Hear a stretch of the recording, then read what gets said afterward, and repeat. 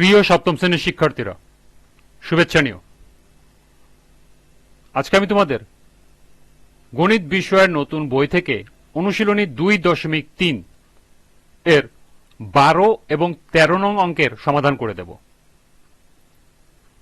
প্রথমে তোমাদের বলবো, যারা আমার চ্যানেলটি সাবস্ক্রাইব করো নাই তারা আমার চ্যানেলটি সাবস্ক্রাইব করবে এবং আমার সাথে থাকবে। তাহলে চলো আমরা ক্লাস শুরু করি। অনুশীলনী 2.3 12 নম্বর অঙ্ক।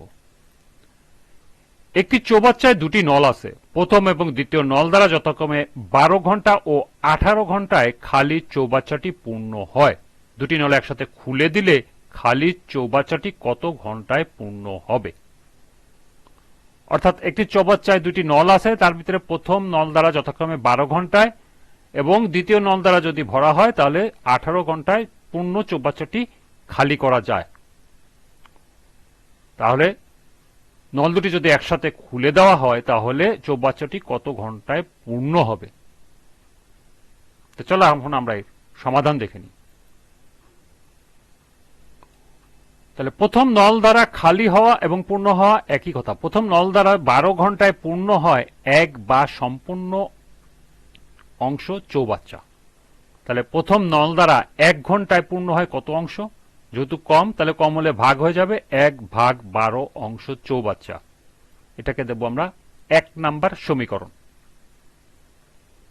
এরপর আবার দ্বিতীয় নল দ্বারা 18 ঘন্টায় পূর্ণ হয় 1 বা সম্পূর্ণ অংশ চৌবাচ্চা। তাহলে দ্বিতীয় নল দ্বারা 1 ঘন্টায় কতটুকু পূর্ণ হয়? কম পূর্ণ হবে, অতএব কম হলে ভাগ, অর্থাৎ 1/18 অংশ চৌবাচ্চা। এটাকে আমরা দিব 2 নং সমীকরণ।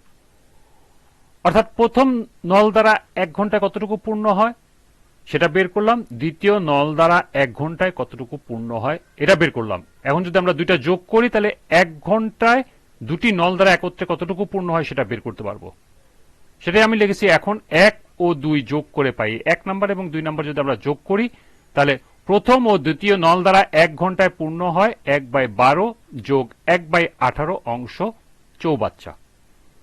12 এবং 18 লসাগু হচ্ছে 36, 36কে 12 দিয়ে ভাগ করলে আসে 3, 3কে 1 দিয়ে গুণ করলে আসে 3।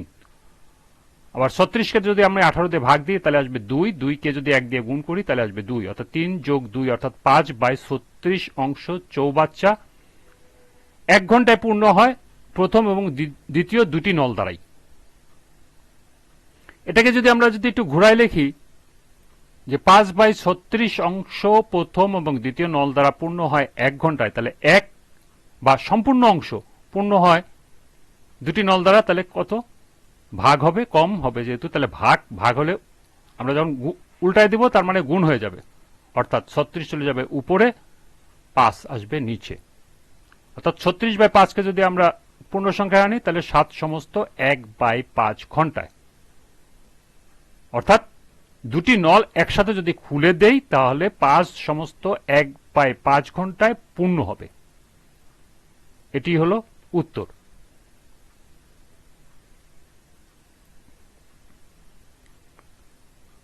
এরপর 13 নম্বর অঙ্ক দেখো। স্রোতের অনুকূলে একটি নৌকা 4 ঘন্টায় 36 কিলোমিটার পথ অতিক্রম করে। স্রোতের বেগ প্রতি ঘন্টায় 3 কিলোমিটার হলে স্থির পানিতে নৌকার বেগ কত?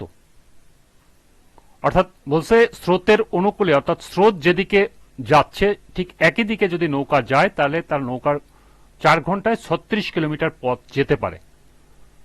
এখানে স্রোতের বেগ দেওয়া আছে ঘন্টায় 3 কিলোমিটার, তাহলে স্থির পানিতে নৌকার বেগ কত সেটা বের করতে হবে। তো চলো এখন আমরা এর সমাধান দেখে নিই।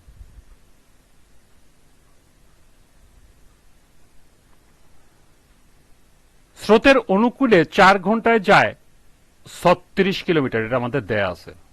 স্রোতের বেগ 4 ঘন্টায় বলছে, 4 ঘন্টায় 36 কিলোমিটার যায় স্রোতের অনুকূলে। তাহলে স্রোতের অনুকূলে 1 ঘন্টায় কতটুকু যায় সেটা যদি আমরা বের করতে চাই তাহলে 1 ঘন্টায় যাবে কম, অর্থাৎ 4 ভাগ হয়ে যাবে, 36/4। আমরা যদি কাটাকাটি করি 4 নং 36, অর্থাৎ 9 কিলোমিটার যায় 1 ঘন্টায়। আবার প্রশ্নে দেওয়া আছে স্রোতের বেগ প্রতি ঘন্টায় 3 কিলোমিটার, অর্থাৎ স্রোতের অনুকূলে নৌকার বেগ সমান সমান নৌকার বেগ যোগ স্রোতের বেগ। অর্থাৎ স্রোতের অনুকূলে নৌকার বেগ মানে কি, নৌকা যাচ্ছে, নৌকারও একটা বেগ থাকবে, সেই সাথে যোগ হবে স্রোতের, শুধু স্রোতের যে বেগ আছে সেই বেগটা। বা নৌকার বেগ যোগ স্রোতের বেগ, অর্থাৎ এই পুরো অংশটুকু আমরা কি করলাম, এই পাশে নিয়ে আসলাম, আর এই অংশটুকু এই পাশে নিয়ে আসলাম, অর্থাৎ লেফট হ্যান্ড সাইডটাকে রাইট হ্যান্ড সাইডে নিয়ে আসলাম, রাইট হ্যান্ড সাইডটাকে লেফট হ্যান্ড সাইডে নিয়ে আসলাম। তাহলে স্রোতের অনুকূলে নৌকার বেগ।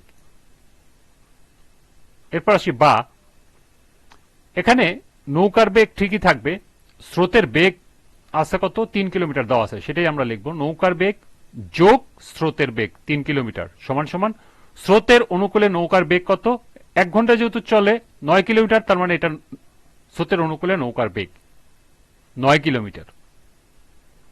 তাহলে নৌকার বেগ কত, নৌকার বেগ হলো এই 3 কিলোমিটার আমার আছে এই পাশে প্লাস, সমান সমানের এই পাশে চলে আসলে হয়ে যাবে মাইনাস, অর্থাৎ 9 বিয়োগ 3 কিলোমিটার, যদি বিয়োগ করি তাহলে আসবে 6 কিলোমিটার, অর্থাৎ স্থির পানিতে নৌকার বেগ 6 কিলোমিটার। এটাই হলো উত্তর।